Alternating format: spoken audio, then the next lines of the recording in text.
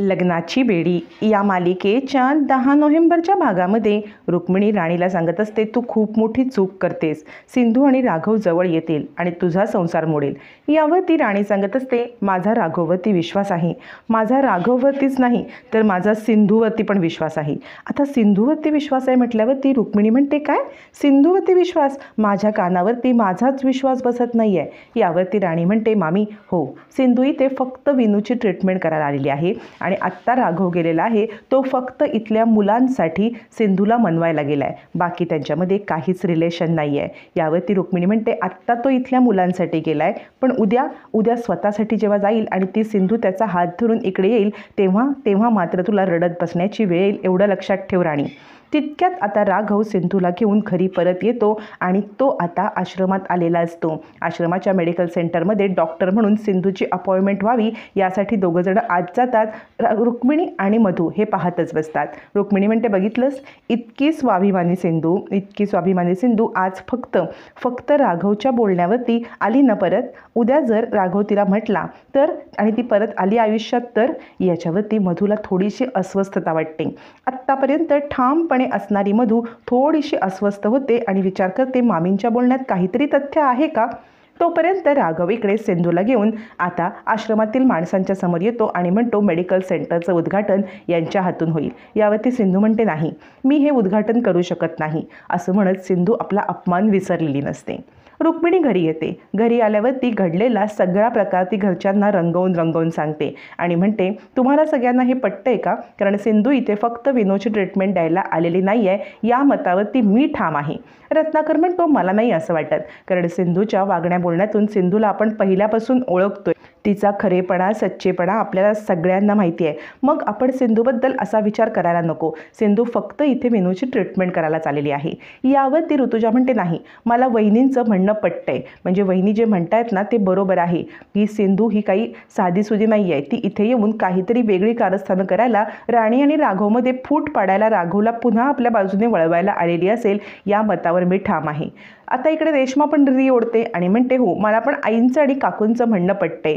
ऋतुराज म्हणतो, हो, कारण या सिंधूला आपण पहिल्यापासून ओळखतो, हट्टी आहे. तिला जी गोष्ट करायची ती करूनच राहते. आत्ता पण राणी राघवला वेगळं करायचा डाव असेल तर, असं म्हणत सगळेजण राणीला आता सिंधूबद्दल मनामध्ये विष पेरत असतात. तोपर्यंत सिंधू इकडे विनू आणि सावी या दोघांना खेळवत असते. दोघंजण छानपैकी खेळत असतात. विनू धडपडतो. सिंधू विचार करते, विनूला स्वतःच्या पायावरती उभं करण्यासाठी मी वाटेल ते प्रयत्न करेन, पण लवकरात लवकर विनू मात्र बरा झाला पाहिजे.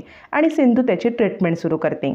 पुन्हा एकदा त्याचा पाय फोल्ड करते. बाळा दुखतंय का असं विचारते.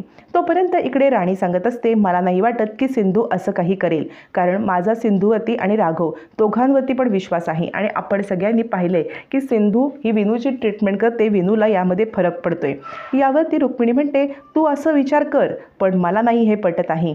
कारण अजूनही आपण बघितलेलं आहे की राघव पूर्णपणे सिंधूला विसरू शकत नाही आहे. त्यामुळे तू एक विचार कर, राघव हा विनायकच्या त्याचा खूप जीव अडकला आहे. विनायकवरती त्याचं खूप प्रेम आहे आणि विनायकचं कोणावरती प्रेम आहे बरं सांग तू? विनायकचं त्या सिंधूवरती प्रेम आहे. आणि या सगळ्यामुळे मला असंच वाटतंय की विनूच्या सांगण्यावरून का होईना राघव तिच्याकडे अट्रॅक्ट होऊ शकतो.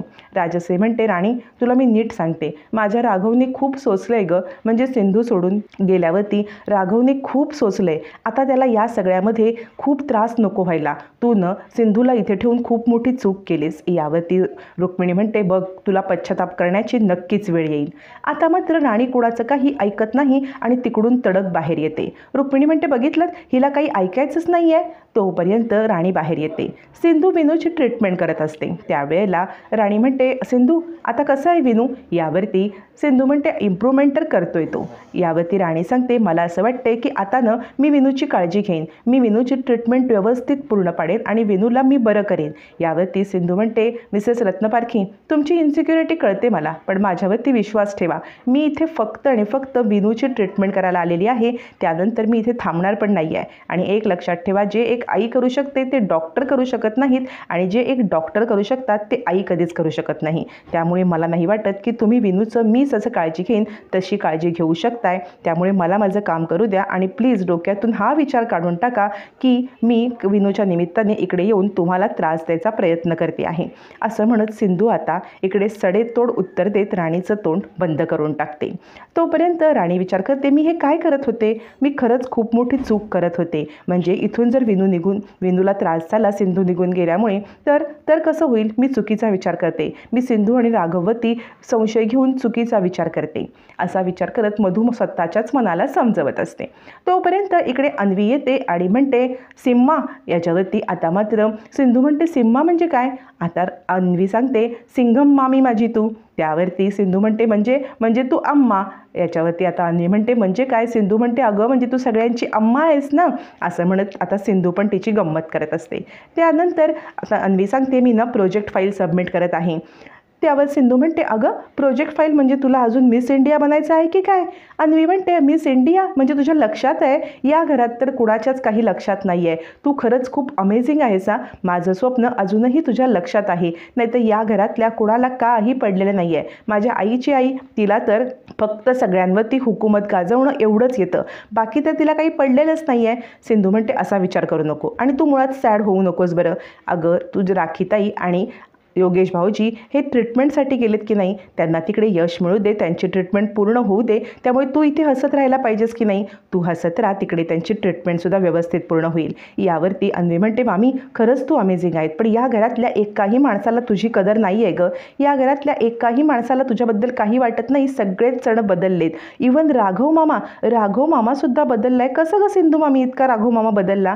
असं म्हणत अन्वी आता सिंधूला जाब विचारत असते. सिंधू म्हणते, हे बघ, कधी कधी कसं आपण ना गरम पाण्यामध्ये पाय घालत असतो. गरम पाण्यामध्ये पाय घालत असताना आपल्या काय गोष्ट लक्षात येते की ज्या वेळेला आपण गरम पाण्यात पाय घालतो, हळूहळू आपल्या पायाला त्या गरम पाण्याची सवय होते आणि त्या गरम पाण्याची सवय झाल्यावरती मग आपल्याला ते आल्हाददायक वाटतं. या घरातील लोकांचं किंवा काकूचं तसंच आहे.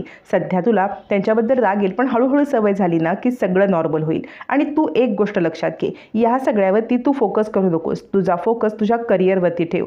तू तुझ्या करिअरवरती कॉन्सन्ट्रेट कर आणि तू ठरव की तुला काय व्हायचं आहे ते. या सगळ्यामध्ये पडू नको. या घरातील लोक काय वागतात, काय करतात, या गोष्टीचा तू विचार करत बसू नको. स्वतःला त्रास करून घेऊ नकोस. फक्त तुझं करिअर महत्त्वाचं आहे. तुझ्या करिअर तू फोकस कर. तुला जे करायचं आहे ना तेच तू कर.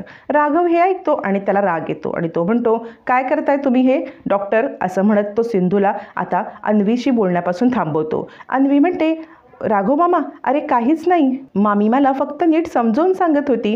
यावरती राघव चिडतो आणि अन्वी तू आत निघून जा, मी बोलेन मला काय बोलायचं ते. असं म्हणत तो अन्वीला आत पाठवतो. अन्वी सांगण्याचा प्रयत्न करत असते की सिंधू मामी मला चांगलंच सांगत होती, पण तो काही ऐकायला तयारच नसतो. आता मात्र राघव म्हणतो, हे बघा तुम्ही माझ्या फॅमिलीमध्ये इंटरफेअर करू नका. आता तुमचं फक्त विनूसोबत संबंध आहे तर विनूसोबतच तुम्ही कॉन्टॅक्टमध्ये राहा. या उपर कुणाशी बोलण्याचा किंवा कुणाशी कॉन्टॅक्ट ठेवण्याचा तुम्ही प्रयत्न करू नका. आमच्या फॅमिली मॅटरमध्ये इंटरफेअर करण्याचा मी तुम्हाला अधिकार नाही दिलेला आहे. सिंधू म्हणते, मला माहिती आहे तुमचा फॅमिली मॅटर आहे. तुमच्या फॅमिली मॅटरमध्ये पडण्याचा मला काडी मात्र इंटरेस्ट नाही आहे. मी फक्त इथे आलेली आहे ती विनूची ट्रीटमेंट करायला. घाबरू नका. विनूची ट्रीटमेंट झाली की मी इथून निघून जाणार आहे. राघव म्हणतो, 10 वेळा हे सांगायची गरज नाही आहे. मला माहिती आहे तुम्ही विनूची ट्रीटमेंट झाल्यावरती इथून निघून जाणार आहात. प्रत्येक वेळेला तेच सांगू नका. सिंधू म्हणते, तुम्हाला कळत नाही म्हणून सांगावं लागतं. असं म्हणून राघव निघून जातो. सिंधू विचार करते, खरंच अन्वी बोलते तेच खरं आहे. राघव खरंच खूप बदललेले आहेत. सिंधूला खूप वाईट वाटतं.